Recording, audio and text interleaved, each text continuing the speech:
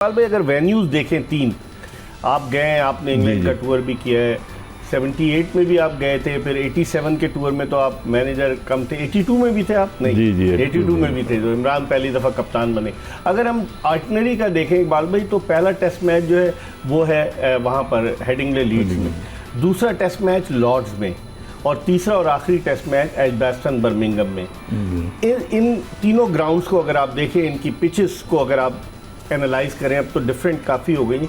आप क्या समझते हैं पाकिस्तानी टीम कहाँ अच्छा परफॉर्म करने की कैपेबिलिटी रखती है इन तीनों ग्राउंड्स में से? मेरा ख्याल है एजबास्टन में ज़्यादा, क्योंकि बैटिंग विकेट भी थोड़ा सा बैट्समैन को फेवर करता है, जो डबल सेंचुरियां की थी वहाँ पर ज़्यादा होता है।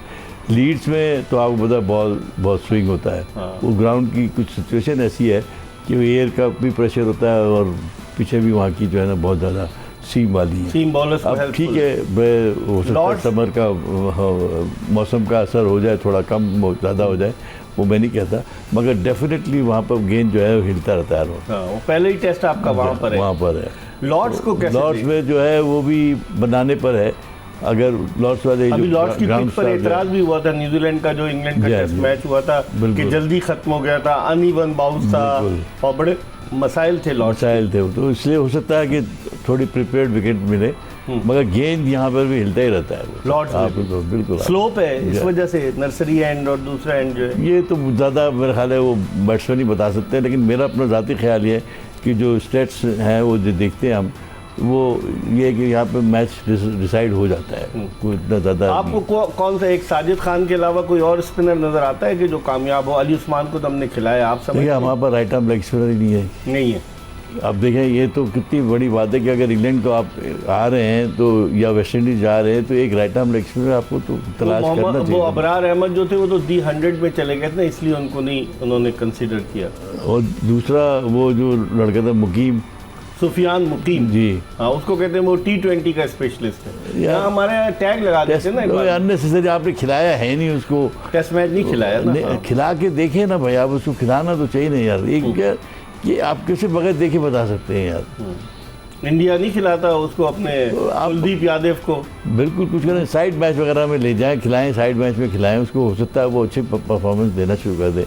और कहीं यार लिखा हुआ थोड़ी है कि यार ये टेस्ट बॉलर है, ये वनडे, जब तक आप ट्राई आउट नहीं करेंगे किसी को नहीं पता चल सकता। तो मेरा अपना ज़ाती ख्याल है कि आपके पास दो लेफ्ट आर्म चाइनामैन बॉलर हैं, उनको आप उनमें से एक को, किसी एक को भी खिला सकते हैं, अरफात मिनाज या फिर ये कि आइंदा आने वाले दिनों, क्योंकि पाकिस्तान की जो पोजीशन है तो बहुत नीचे है ना आईसीसी वर्ल्ड टेस्ट चैंपियन, 9वें नंबर पे मेरा ख्याल है, 8वें नंबर पर। तो इसका मतलब ये हुआ कि अब हमें इंग्लैंड में हम पेसर्स के साथ जाएंगे, एक ही स्पिनर हम डेफिनेटली, एक ही स्पिनर के साथ जाए। खान की जगह बनती है इसका, जिसकी साजिद खान को मैं एनी टाइम प्रेफर करूं, क्योंकि उसका एक्सपीरियंस है, अभी वो मैच्योर है। दूसरी बात ये उसको पता है कि गेंद कैसे करनी है। और अली उस्मान पहली मरतबा खेले हैं वो अभी, वो मेरे ख्याल है उसको फिर गेंद संभालने में भी, क्योंकि वहाँ पर गेंद कभी कभी गीला भी हो जाता है ना, वो उसकी वजह से, बारिश की वजह से, तो फिर बड़ी प्रॉब्लम होती है, वो गेंद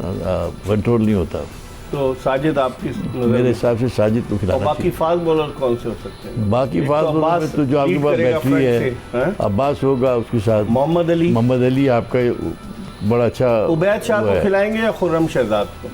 खुर्रम शहजाद भी, लेकिन फिटनेस के ऊपर डिपेंड करता है, क्योंकि वहाँ बॉल लंबी करनी पड़ेगी। ये 30-35 और आपके बनेंगे हिस्से में आएंगे सारे के, तो वो इतनी कैपेसिटी के साथ एक दिन में आपको 2-3 स्पेल तो करने होंगे ना। ये 4 बॉलर तो ठीक है, ये अपना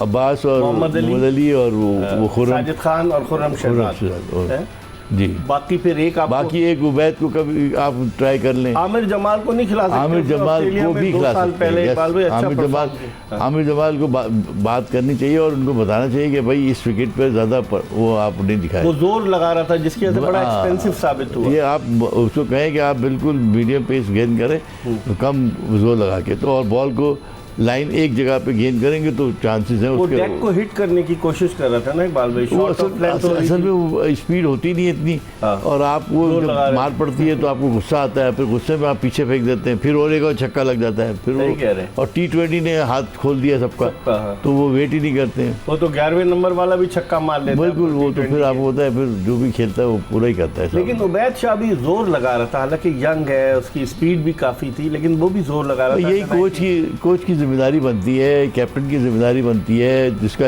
अब कैप्टन का इतना एक्सपीरियंस हो कि वो इन चीज़ों को समझता हो तो वो बताए ना। और दूसरा कोच जो है उसको भी इससे बात करनी चाहिए, उसको बताना चाहिए। बॉलर्स के लिए अलग प्लान है सारा, स्पिनर्स के लिए अलग प्लान है, बैट्समैनों के लिए अलग प्लान है। तो ये जब तक कि वो प्लान अब अगर जनरल टॉक करोगे तो कि भाई हमने अच्छा खेलना है, ये करना है, वो करना है, उससे तो कुछ नहीं होता। अलग अलग आपको सबके साथ बात करनी है, फिर होगा काम। चलें, बहुत बहुत शुक्रिया इकबाल कासिम साहब, पाकिस्तान के फॉर्मर चीफ सेलेक्टर, हमारे साथ गुफ्तगू कर रहे थे, अपने तजुर्बा हमसे शेयर कर रहे थे।